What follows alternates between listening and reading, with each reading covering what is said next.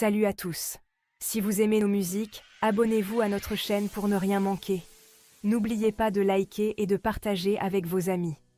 Votre soutien nous motive énormément et nous encourage à publier encore plus de super morceaux pour vous. Merci et à bientôt pour de nouvelles découvertes musicales.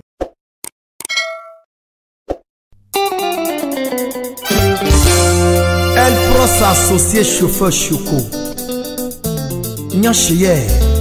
Dimanche 20 mars 2011, le groupe associé a failli périr dans un accident de circulation. Asen Roti Big Manadia, Asana Dominique, Yapo Bruno, les sauveurs.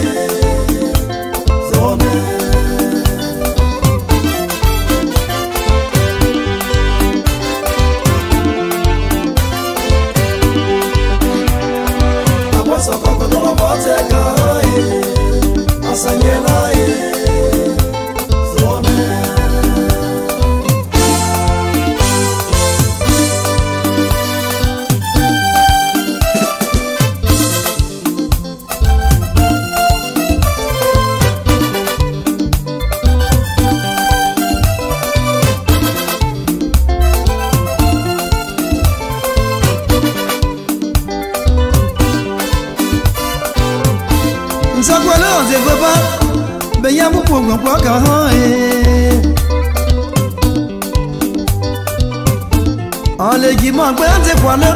Il t'a vu que hier on dit on va se yabouer. Oh, du chou le cuit en mon, on t'a yabou quoi to bien non c'est en quoi. Disais ça on ouais bon, oui on sait ok que yabouer.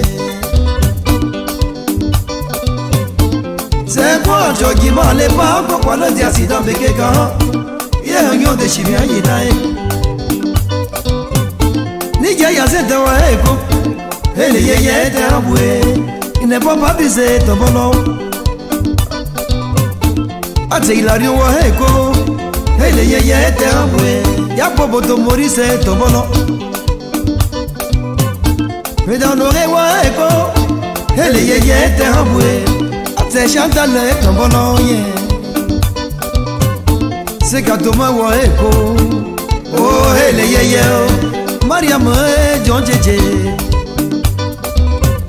Ama se je wa eko Hele ye ye te hamwe Opogi o wa wime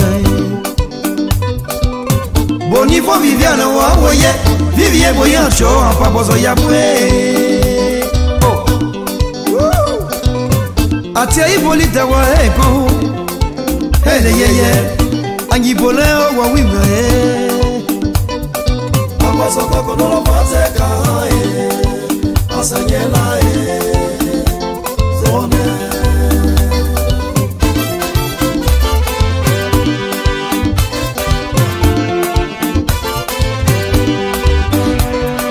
Abaso koko no lo fase kae Asanyela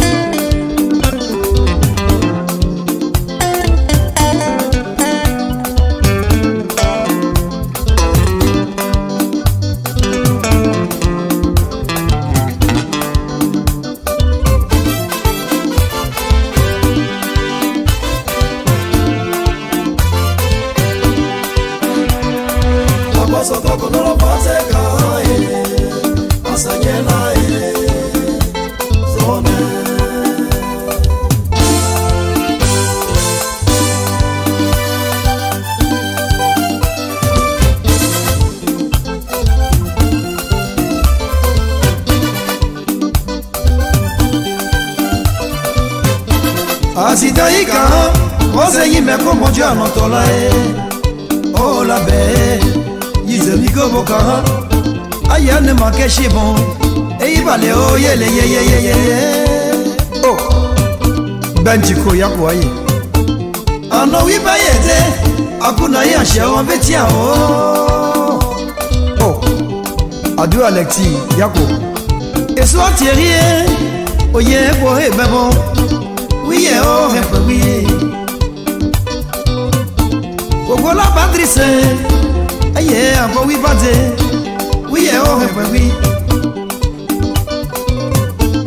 oh mettre à coupon oh encore oui bade oui oh repe oui adenda eveya allez mais c'est qu'à désirer mais bon hey les yeye yao oui to allez yako masoko no paseka asayela zone beso yao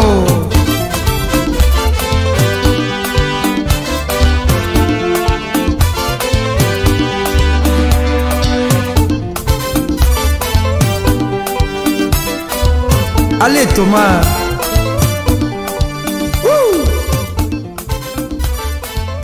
Bédangele